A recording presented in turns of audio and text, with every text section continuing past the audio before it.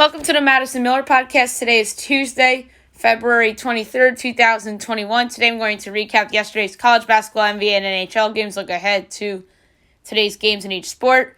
I'll do my picks for my NBA All-Star reserves, with that being announced tonight. I'm going to do my news and notes of the day and my best bet.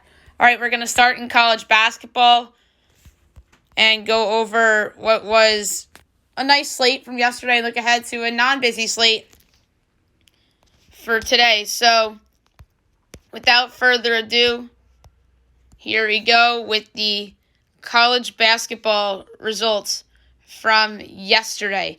Liberty over North Alabama, 74-54. Eastern Kentucky over Southeast Missouri State, 87-65. UNC Greensboro over Western Carolina, 77-56. UL Monroe over Little Rock, 68-64. Jackson State over Grambling, 63-59. Gardner-Webb over South Carolina Upstate, 69-58. Louisiana over Texas Arlington, 76-74. Charleston Southern over Presbyterian, 78-77 in overtime on a buzzer beater shot. Morehead State over SIU Edwardsville, 56-48. St. Mary's over Pepperdine, 66-61. UAB over Rust, 117-45. Texas State over Arkansas State, 57-52. Elon over William and Mary, 73-54. Drake over Evansville, 74-63. Southern Illinois over Valparaiso, 67-64. Duke over Syracuse, 85-71. Mercer over the Citadel, 88-52. Northwestern State over Houston Baptist, 86-80. Southeast Louisiana over Texas A&M Corpus Christi, 78-75. New Orleans over Central Arkansas, 88-63. Sam Houston State over Lamar, 77-71. Northern Colorado over Warner Pacific, 89-60. Southern over Alabama State, 75-66. Alcorn State over Alabama A&M, 65-52. Oklahoma State upsets number 18 Texas Tech, 74-69 in overtime. Number 19 USC over Oregon, 72-58. And New Mexico over Air Force, 73-65. All right, the games for today. At noon today, you have North Alabama and Liberty take 2. My line, Liberty 9, total 136.5. Meanwhile, FanDuel has this at 17-133. I'm taking Northern Alabama plus the points again. That is way too high.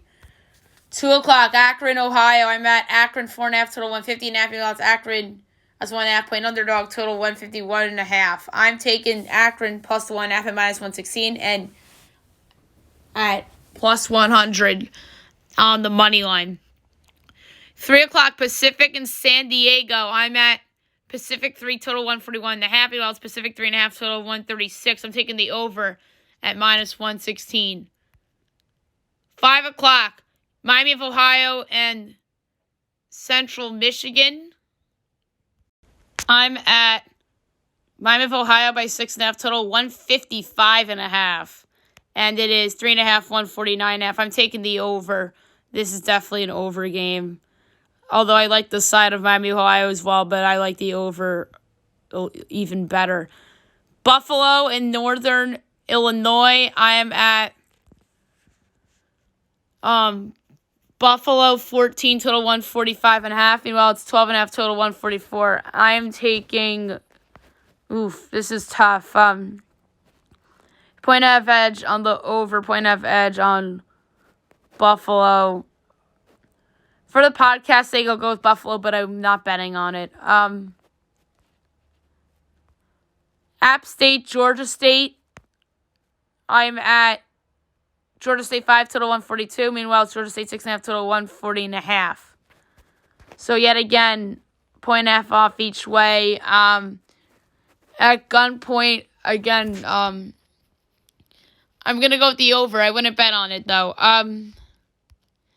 6 o'clock, UMass Richmond. I'm at Richmond 3.5, total 147.5. Meanwhile, it's Richmond 8.5, total 149.5. I'm taking UMass plus the 8.5 at minus 116. That's too many points.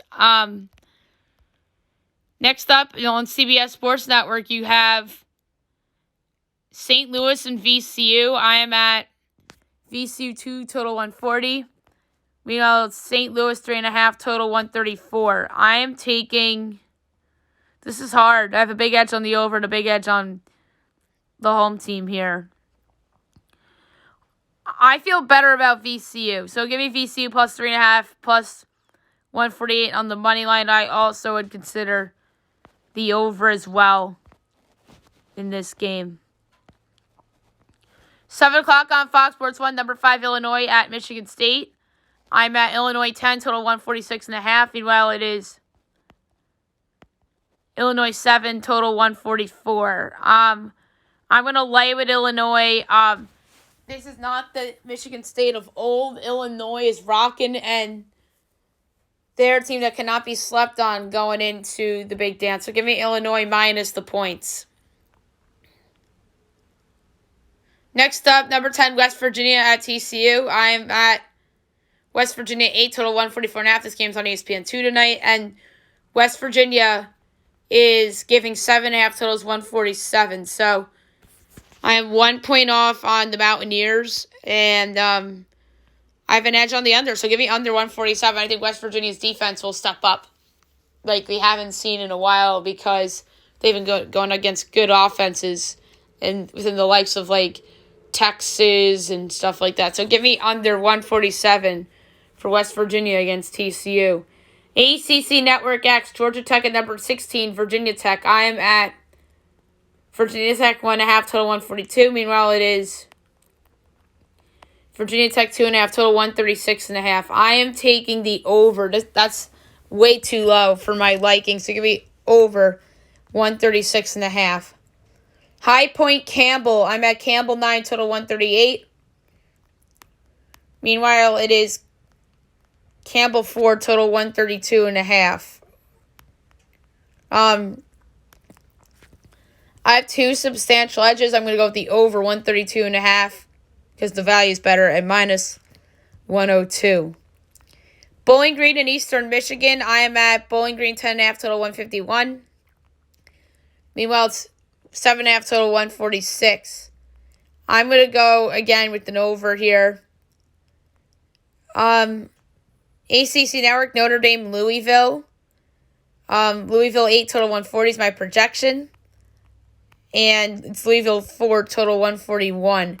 I love Louisville minus 4 against Notre Dame. Love it. SEC Network, LSU, Georgia. I am at LSU 9.5, total 156. Meanwhile, it's 5.5, 163. That's a very high number for a total, so I'm going to go under 163 at minus 106. Florida Auburn on ESPN tonight. I'm at Florida 9, total 151.5. And Auburn's actually favored by 1, totals 155. This is the Vegas nose game. It better not be for the Gators' sake because the Gators need this one to secure themselves a spot here. So give me Florida plus 1 and minus 104 straight up. And if this is the Vegas nose game, I'm the idiot here. Arkansas, Pine Bluff, and Prairie View A&M. Prairie View is giving 15.5, totals 137.5. And Prairie View is giving 16.5, totals 135. So I wouldn't bet it, but my bigger edge is on the over 135 at minus 116. 8 o'clock, you have Iowa State at number 2, Baylor. I'm at Baylor 23, total 146. Meanwhile, it's Baylor 23.5, totals 147.5. Again, my numbers are really close here. But if I had to pick, it's the under, but I wouldn't bet it. CBS Sports Network, St. John's at number 8, Villanova. I'm at Villanova 11, total 151.5. It's 11, 153.5. I have an edge on the under here between St. John's and Villanova. Penn State, Nebraska on the Big Ten Network. I'm at Penn State 4.5, total 143. Meanwhile, 6.5, 143. I have to take Nebraska plus 6.5 at minus 116. I know this looks like a revenge spot for Penn State after losing to Nebraska a couple weeks ago, but give me Nebraska plus a 6.5 at minus 116. 8:30, Mississippi Valley State at Texas Southern. Texas Southern 17, total 144.5 is my projection here. It's 28.5, total 148.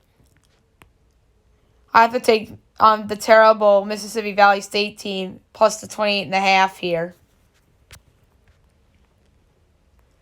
9 o'clock, ESPN 2. Number 7, Oklahoma at Kansas State. I'm at Oklahoma 14.5, total 138.5. Meanwhile, it is Oklahoma 11, total 131.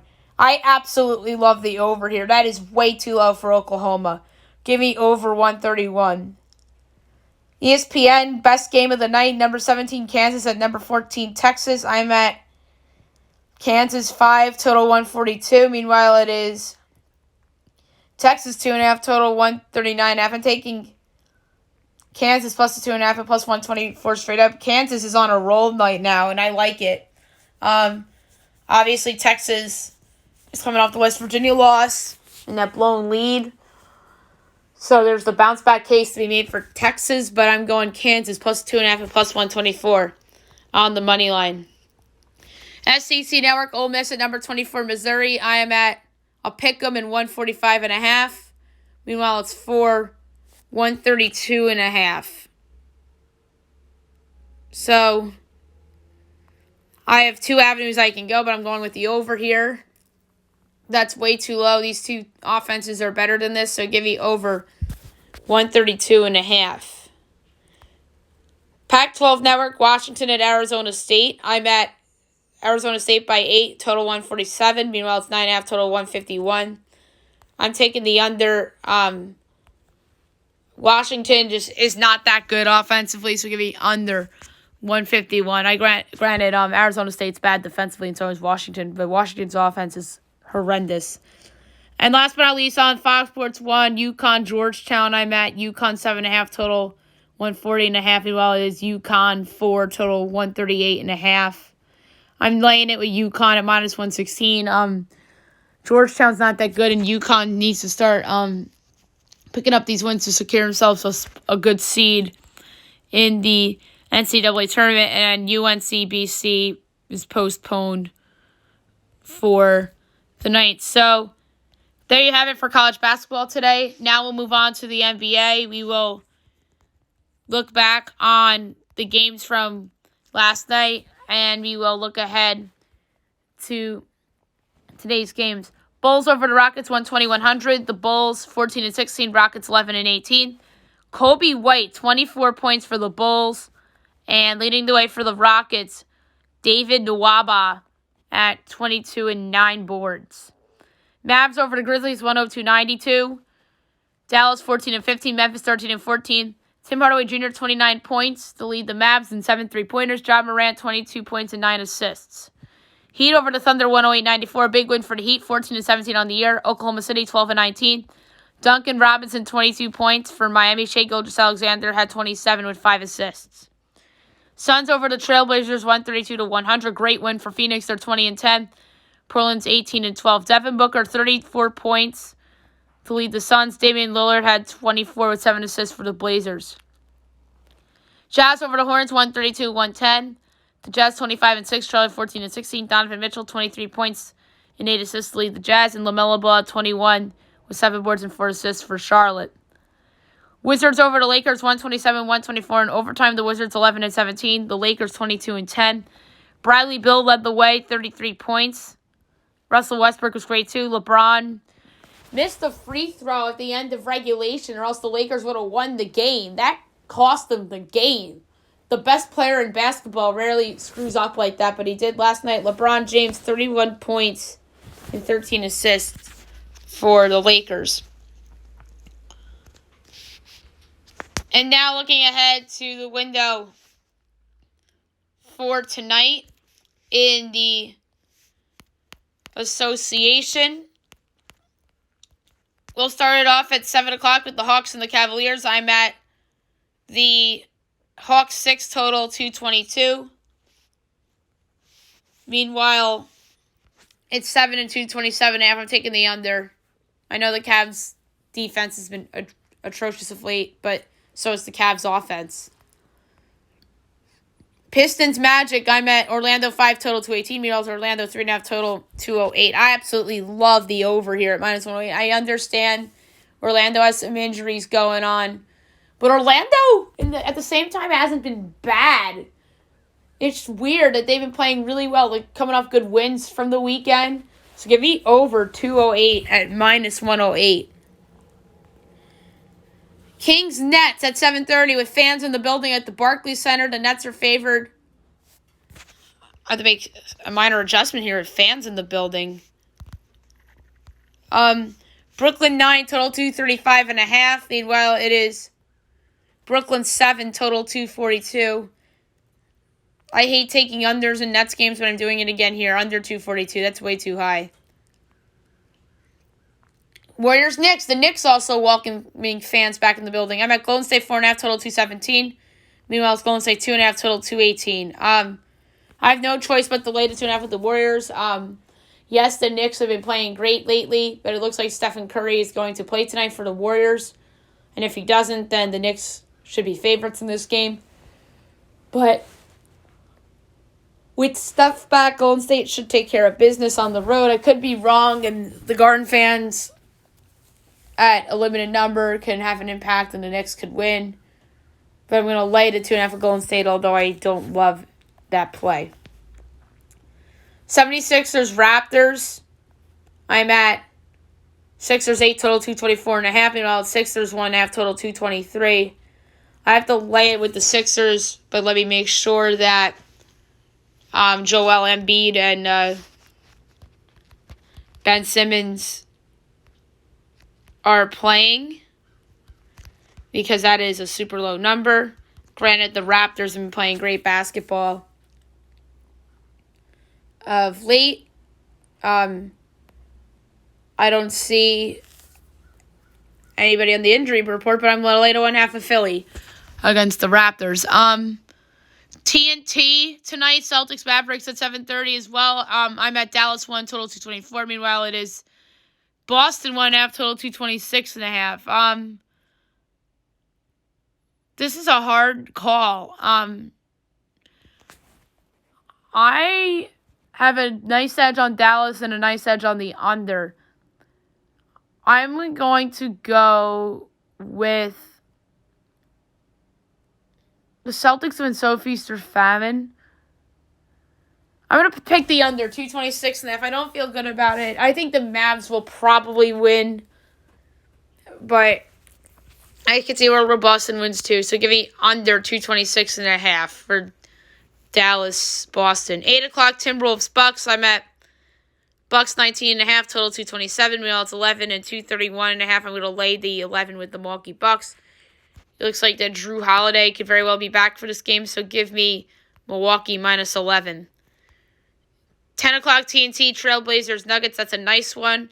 I'm at Denver 6, total 229. Meanwhile, 6.5, total 231.5. I have to take the under at minus 112. No CJ McCollum and Yusuf Nurkic still for Portland. That is a very high total. So give me under 231.5 at minus 112. And last but not least, Wizards Clippers. I'm at Clippers 11.5 total 229. And it's 11.5 total 234.5. I am taking the under. That's way too high. I have a nice comfortable edge on the under. I know there's no injuries and stuff, but the Clippers defense isn't bad. So give me under 234.5 between the Wizards and the Clippers for tonight. All right, now we'll move on to the NHL. We will look back on the games from last night and look ahead to the games that will be played tonight. The Lightning over the Hurricanes 4-2. The Bolts 11-4-1. Carolina 12-4-1. A nice win for Tampa.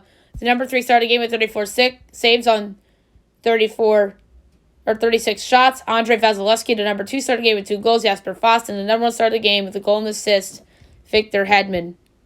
Flames over the Maple Leafs 3-0. The Flames 9-1. Toronto 14-4-2. The number 3 started the game with a goal and assist. Matthew Tkachuk, the number 2, started the game with a goal and assist. Sean Monahan, and the number 1 started the game with 34 saves on 34 shots. His first shutout of the season in over a year, David Rittich. Panthers over the Stars 3-1. The Panthers 12-3-2. Dallas 5-4-4. The number 3 star of the game with the goal, Aaron Ekblad. The number 2 star of the game with 49 saves on 50 shots, Antoine Khudobin. Looking like the guy that, 49 saves on 52 shots. 51. My bad. Bad math by me there. Yeah, Khudobin looking like the guy that carried them to the final last year. And the number 1 star of the game with the goal, Alexander Barkov, which was the empty netter. Islanders over the Sabres 3-2. They had fans in the building last night. 9-6-3 on the year. Buffalo 5-8-2. The number 3 star of the game with an assist, Nick Leddy. The number 2 star of the game with the goal, Matt Martin. And the number 1 star of the game with the goal, Juan Gabriel Pago. Kings over the Blues 3-0. An impressive win for Los Angeles. They're 8-6-3. St. Louis is 10-7-2. The number 3 star of the game with 2 goals, Dustin Brown. The number 2 star of the game with 28 saves on 30 shots, Jordan Binghamton. And the number 1 star of the game with 31 saves on 31 shots, turning back the clock, Jonathan Quick. Golden Knights over the Avs 3-0. The Golden Knights 11-4-1. Colorado 9-5-1. Jonathan Marchessault had a goal. Alex Tuck had 2 goals. William Karlsson had a good game as well. And Marc-Andre Fleury turned back the clock as well with his 34 saves on 34 shots. Coyotes over the Ducks 4-3. The Coyotes 8-7-3. Anaheim 6-10-3. The number 3 star of the game with the goal, Derek Brassard. Number 2 star of the game with the goal and assist, Jacob Chiron. And the number 1 star of the game with 2 goals, Christian Dvorak. So good win for Arizona. Wild over the Sharks 6-2. The Wild are 9-6-0. San Jose 7-8-2. The number 3 star of the game with the goal and 2 assists, Victor Rask. The number 2 star of the game with the goal and 3 assists, Mats Zuccarello. And the number 1 star of the game with the goal and assist, Marcus Foligno. Now we're going to look ahead to the games for tonight. We have 6 of them. 7 o'clock, you have the Sabres and the Devils. This should be an interesting game. I'd say New Jersey's favored in this game. -142, yup. And Buffalo +140 over under 5.5. Buffalo's +1.5 is -240. Devils -1.5 is +198. I'm going to go with the over here. Again, this is because of Buffalo's goaltending, so give me over 5.5. Next up, the Penguins and the Capitals. That game will be on NBCSN tonight. The Caps are -122. Pittsburgh's +104. Over under 6.5. Penguins +1.5 is -270. Capitals -1.5 is +220. I'm going to take the Pens at +104 as a dog here. Tristan Jarry's playing a lot better in net for Pittsburgh. Sidney Crosby's just carrying them to wins night in and night out. I bet against the Penguins the other night. It bit me in the ass, so I kind of like them here as a dog. I know Vitek Vanecek's played well for Washington. Arguably a candidate for the Calder Trophy at this point, but he's had some gaffes, including on Saturday afternoon against the Rangers. So give me Pittsburgh +104 on the money line against Washington tonight. Blackhawks, Blue Jackets. The Blue Jackets are -134. Blackhawks +114 over under 5.5. The Blackhawks -1.5 is +215. Blackhawks +1.5 is -260. I'm going to take the over here. I know the Blackhawks have found themselves a new defensive identity in a way, but I'm feeling over for this game. I could see this being a 4-2 game and the last goal being an empty netter. Senators. Canadians -130, or 230, my bad. Ottawa's +190, over under 6.5, overs +115, unders -135. Canadians -1.5 is +122. Senators +1.5 is -144. I'm going to go with the juice under 6.5 at -135. Matt Murray's playing well for Ottawa. And, of course, you have Carey Price on the other side. So give me under 6.5 at -135. 7:30 Predators, Red Wings. The Preds are -164. The Red Wings are +138. Over under 5.5, overs even money. Unders -120. The Preds -1.5 is +176. The Red Wings +1.5 is -210. I'm going to take the over at even money. I don't love the Red Wings goaltending. I know they've been feisty and competitive in games this year. But Nashville's offense, I expect to get going at some point. Maybe this is a empty net seals the over type of game as well. So give me over 5.5 at even money. And last but not least, 10 o'clock, Oilers, Canucks. The Oilers are -136. The Canucks are +116. Over under 6.5. Overs -120. Under is even money.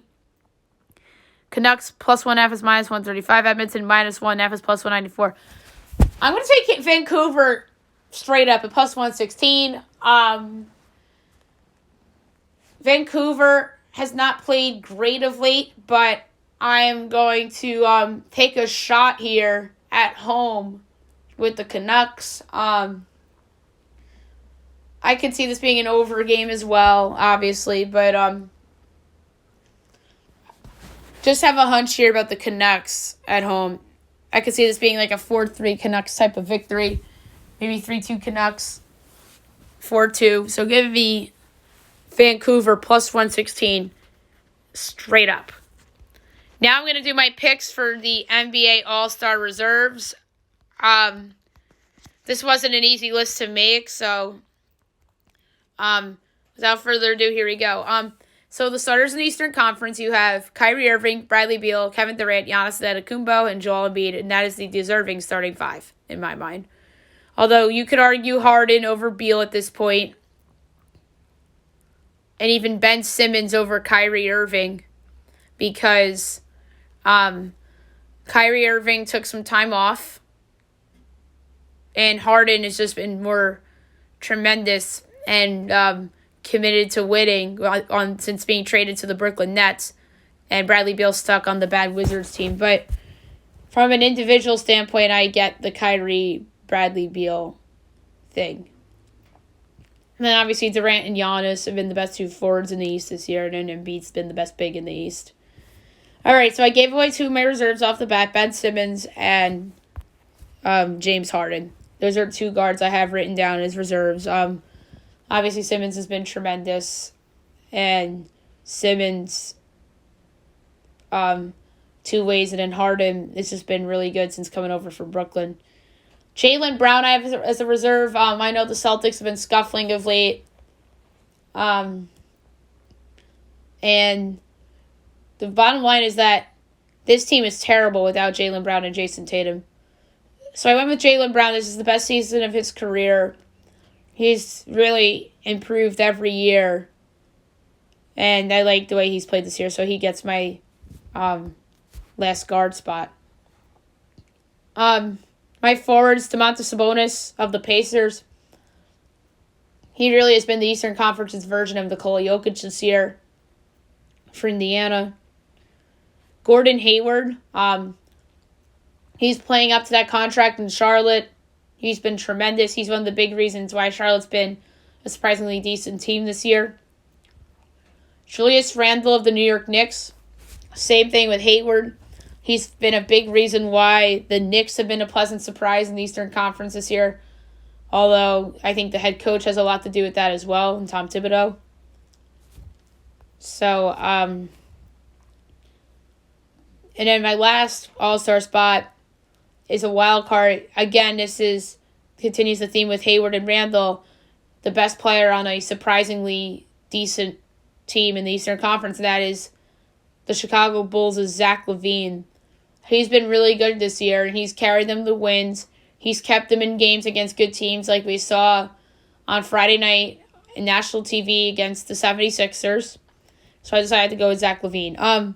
Snubs, Jason Tatum. I had to pick one Celtic. The Celtics have underachieved all year, so the Celtic I chose was Jaylen Brown.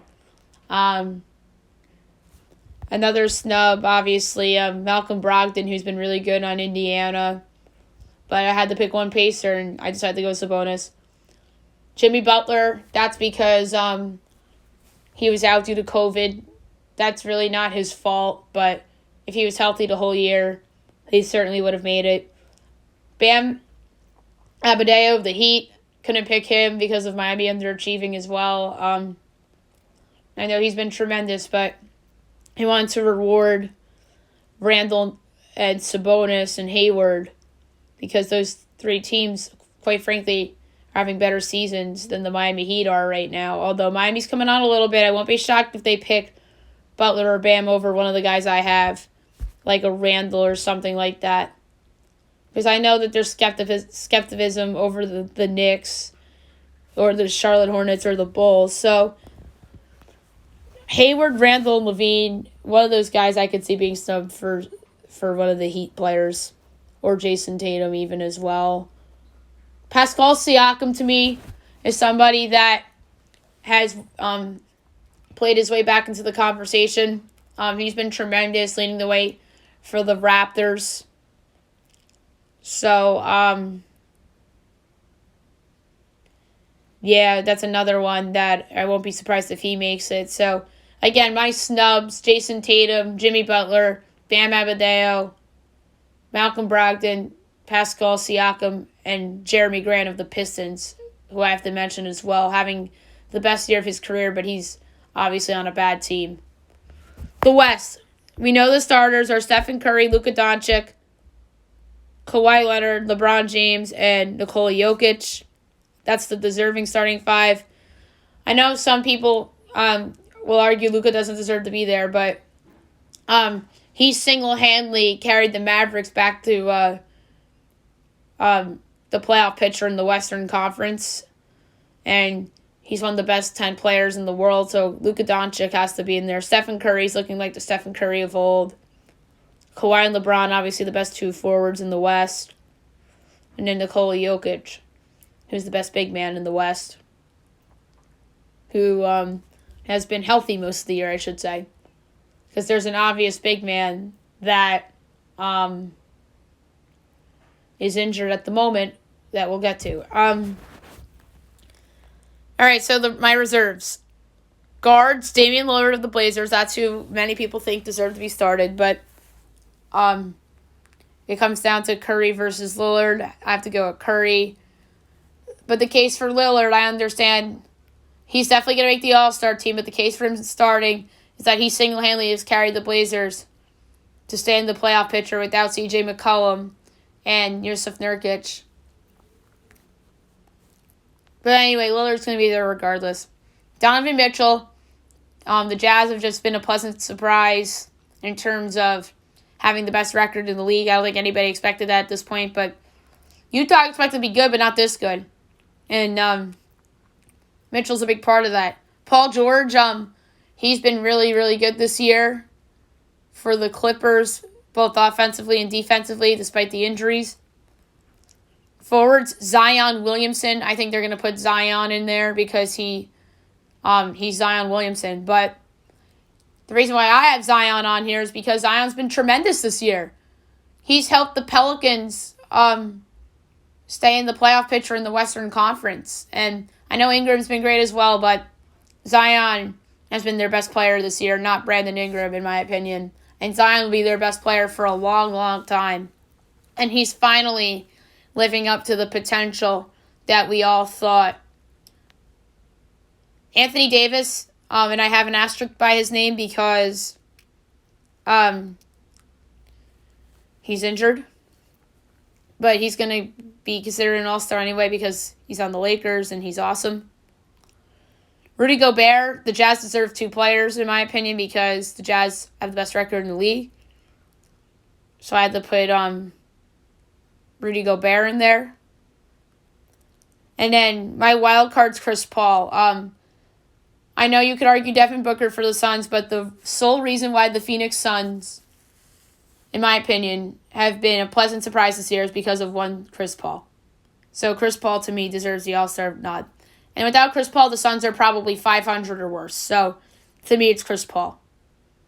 And then my wild card, number 2, with Anthony Davis being hurt, I'm going to go with De'Aaron Fox of the Sacramento Kings. De'Aaron Fox has really improved his game this year. He's in the conversation for most improved player.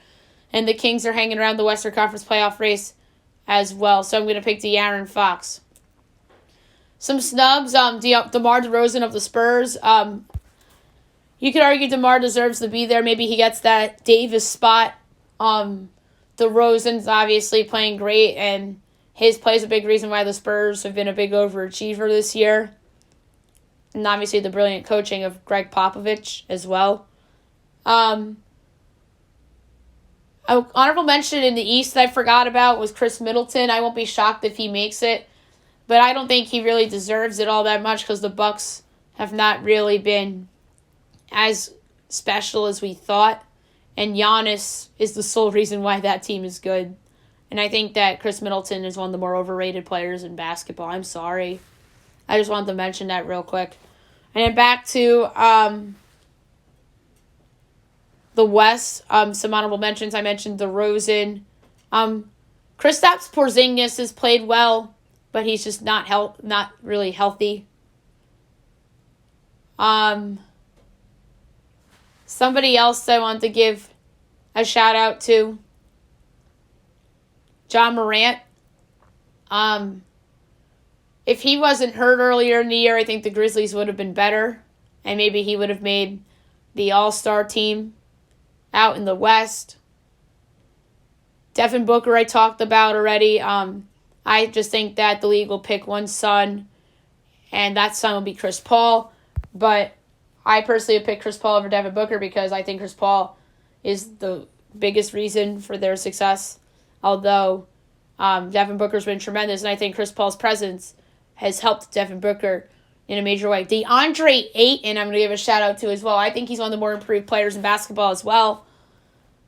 Draymond Green's been solid for the Warriors, but I just don't think that Draymond Green is the same player anymore. I'm trying to think of anybody else. Mike Conley of the Jazz, he's been very, very good. He's having one of the best years of his career. Looking like the guy that carried the Grizzlies to the conference finals back in 2013, along with Marc Gasol. So I want to give Mike Conley a shout-out. And I'm trying to think if there's anybody else I want to name drop from the Western Conference very quickly. I talked about DeRozan from San Antonio. Karl Anthony Towns has just been on a lousy Timberwolves team. I can't say him. Shai Gilgeous-Alexander's on a lousy Thunder team. I think De'Aaron Fox makes it. And one more guy I want to mention is Brandon Ingram. Like I mentioned earlier, the best player on the Pelicans is not Brandon Ingram, it's Zion Williamson.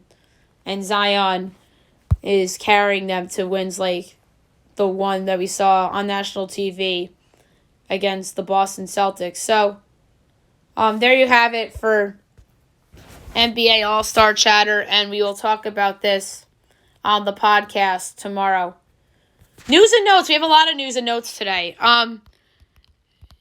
This story that I'm about to talk about broke right after I stopped recording yesterday. And that is that Artemi Panarin has stepped away from the Rangers, and because there was a story that came out that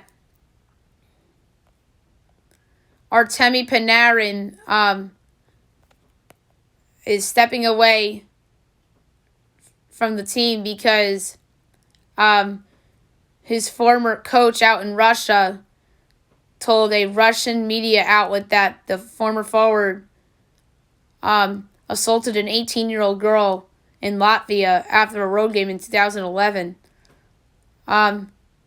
This is wild and this is totally unexpected. The Rangers will miss Artemi Panarin. The Rangers, I think, have dealt with the most turmoil in the NHL this year. It's surprising because the Rangers are not really a team that's in much turmoil at all, but they've had so much tumult over the last year or so. They buy out Henrik Lundqvist. That had a lot of people upset.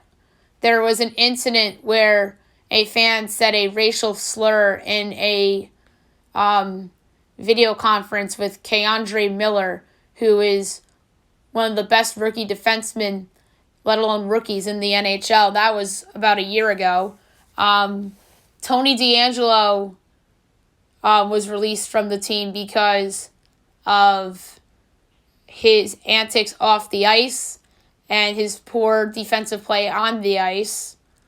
And now we have this Artemi Panarin situation. And this is a disaster for the Rangers. I think that their season could fall apart. They had that terrible loss against the Devils the other day, and they followed that up with 2 wins in a row and 2 really good wins against the Flyers and the Capitals. But I think the Metro Division as a whole is somewhat overrated, with the exception of Boston. I badly overrated the Flyers this year, and I probably overrated the Rangers, the Penguins, and the Islanders for that matter as well. And maybe I underestimated New Jersey a little bit. And you could argue I underestimated Washington a little bit, although Washington's starting to fall apart a little bit. But, yeah, very tumultuous year for the Rangers, to say the least. And to be quite frank, that they've had more dysfunction than the Knicks over the last year. And I don't think anybody would have predicted that the Rangers would be the more dysfunctional franchise at the moment than the Knicks. And the lack of dysfunction is a big reason why the Knicks are in the running for an Eastern Conference playoff spot, let alone a play-in tournament spot. And that's credit to Tom Thibodeau, I know. And then the other thing with the Rangers, I think a coaching change could very well be on the horizon if they slide after this Panarin incident. And I know that the media and the fans and the organization, if they don't make a coaching change, will point to the Panarin incident for any potential struggles. But yeah, I think what's in a weird way good that can come out of this from a Rangers standpoint is that Lexi Lafreniere and Capo Caco get more playing time, and they contribute in Panarin's absence. They better hope that happens, because neither of those guys have lived up to number 1 and number 2 overall picks, respectively, in their careers early on thus far. Although Caco's improved, and the Lafreniere got a goal in the game the other day against Washington. Another disturbing story, the Seattle Mariners CEO resigned after a very disturbing incident that happened very recently. He had very controversial comments earlier in the month. Kevin Mather, and obviously it's an unfortunate trend that we're seeing in Major League Baseball with all these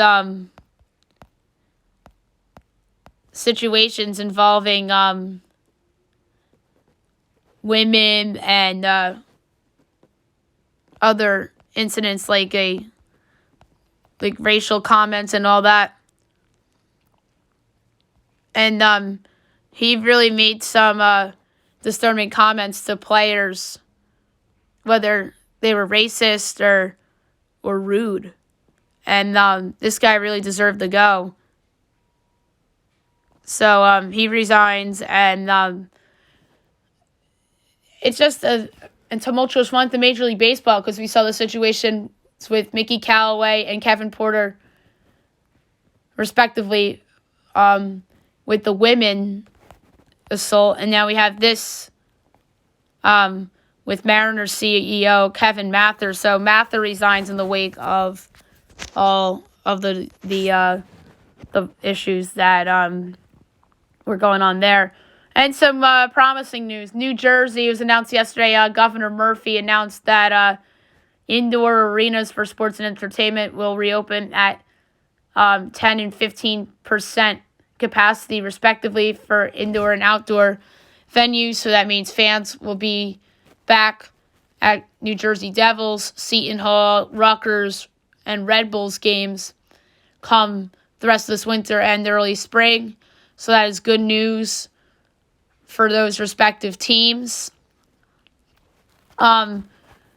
News before I started the podcast this morning, the Rockets have released Demarcus Cousins. There was a rumor about that a couple days ago, and their head coach, Steven Silas, turned it down. But it turned out to be true, so he lied to the media. And now Boogie's a free agent. It's going to be interesting to see where he goes. Maybe he hops on a contender, maybe the Lakers. The Clippers can use a big. Brooklyn. It would be very Brooklyn to sign him, right?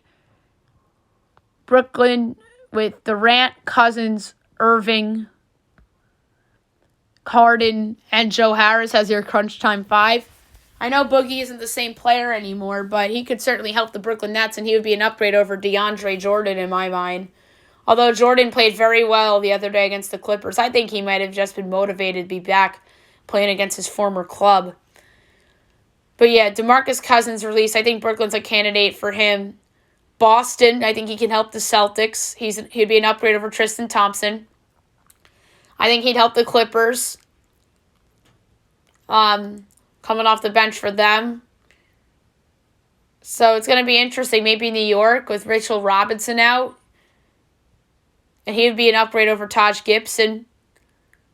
Or maybe he can start for them and then Nerlens Noel can come off the bench. So that would be interesting. Maybe Milwaukee is a bench guy. I don't think he would go to Philly because they already have Dwight Howard there, and he's been solid as a backup center. Another interesting story that came out last night, Isaiah Wilson, the first-round pick of the Titans 4 years ago, sends out a cryptic tweet saying that he's done with football as a Titan and then deletes it. There has not been any news announced about a potential release for Isaiah Wilson, but that was just a very weird thing that happened last night. Another interesting thing that happened is that the wife of Albert Pulos put out a social media post that this will be Albert Pulos' last season. So this obviously is drawing speculation about possible retirement for the future Hall of Fame first baseman. But he is undecided on his future. And he says that he will make a decision about the future depending on what happens this season. And obviously he's going into the last year of this big Angels contract.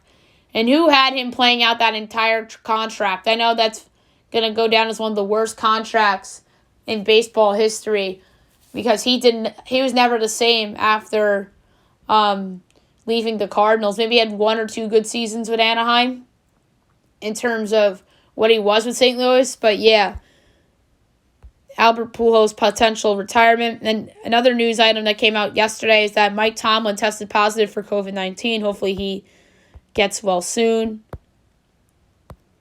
So that was another story that came out yesterday. Cowboys hope to sign Dak Prescott, and they're optimistic that they'll sign him to a multi-year deal by March 9th, and they have to get that done. Tyler Eifert's going to free agency, so the Jaguars are expected to decline the team's team option for Eifert. So Eifert is going to be on the free agent market. Kawan Short drawing interest. The 2-time Pro Bowler has a few teams reach out since his release from the Panthers. I think he can help a bunch of different teams. Russell Wilson, there are some rumors that he is available via trade. No shot. I'm sorry, no shot. Russell Wilson's available for trade. I'd be dumbfounded if Russell Wilson is traded from the Seahawks. The Seahawks would immediately become the worst team in football if they traded Russell Wilson. Right there at the Texans, assuming that the Texans trade Watson. That'd be really bad. And he's sought by a third of the league and believe the price starts at 3 first-round picks. I just think that the teams that are interested in Deshaun Watson are just looking at Russell Wilson as a just-in-case backup. But no shot he's traded. And by the way, Tomlin, minimal symptoms. So hopefully, as I said, hopefully Mike Tomlin gets well soon. But yeah, Russell Wilson, no shot he's traded. Eagles are cutting out Sean Jeffries, so they that looks like that they're going to potentially go out and try to sign Allen Robinson or one of these free agent wide receivers that are out there. I know there's rumors about them potentially cutting Zach Ertz as well, or trading Zach Ertz. And the Patriots are exploring all quarterback options. If a quarterback has been perceived to be available, the Patriots have picked up the phone. I know there's a lot of rumors linking them to Marcus Mariota, which to me doesn't do that much. To me, if the Patriots want to win now, get Watson.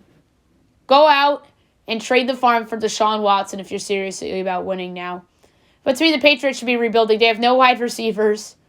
Their defense isn't what it was. And I think that they should draft a rookie and just build around the rookie quarterback. I know their drafts have been terrible the last couple years. So to me, the Patriots should really be rebuilding rather than try to make a win now move for a quarterback. And one more story that I wanted to bring up before I go to best bet.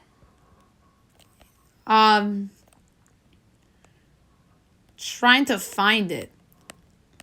But there was one more big story that I wanted to touch on very quickly here. Here it is. I knew it was related to to trade talk. The Dallas Mavericks are quietly sniffing around the trade value of Kristaps Porzingis. I know some people might look at it as a surprise, but Bill Simmons keeps bringing up on his podcast Porzingis in terms of a possible trade asset. So I'm not dumbfounded by this at all. So many people will be. Knicks fans are going to be mocking because Dallas gave up 2 firsts for Porzingis, including an unprotected first this year. So, Kristaps Porzingis, he's played well at times as a Maverick. I just think that the Mavericks are expecting him to be the same guy he was before he tore his ACL, which, quite frankly, he showed flashes of it, but he just hasn't been consistent. And quite frankly, he hasn't been healthy his whole time in Dallas. So that to me comes to no stun, but a somewhat surprise to say the least. But we'll see. I think it's more likely that Kristaps Porzingis is traded than, say, Russell Wilson. But I think Deshaun Watson's more likely to be traded than Kristaps Porzingis, if that makes any sense. So if Kristaps Porzingis is traded, I think it's potentially in the summer, not this season. All right, there you have it for news and notes today. I knew it would be a lot today. And now we'll do my best bet of the day, brought to you by FanDuel. There was an obvious one that stood out to me. It's an over, and it's between the Pistons and the Magic. 208 at minus 106. That number to me is just way too low. And I think that it went up to 210. So it's already being bet a little bit. So I still like it. I'm going to go over 210 between the Magic and the Pistons for tonight. So there you have it for best bet. I'll be back tomorrow with NBA, NHL, college basketball, and look ahead to tomorrow. I'm going to do my latest mock draft and mock bracket tomorrow on the show. News and notes and anything else that happens in the world of sports and pop culture, I'll have it for you as well, and my best bet too. Hope you guys have a great day, everyone.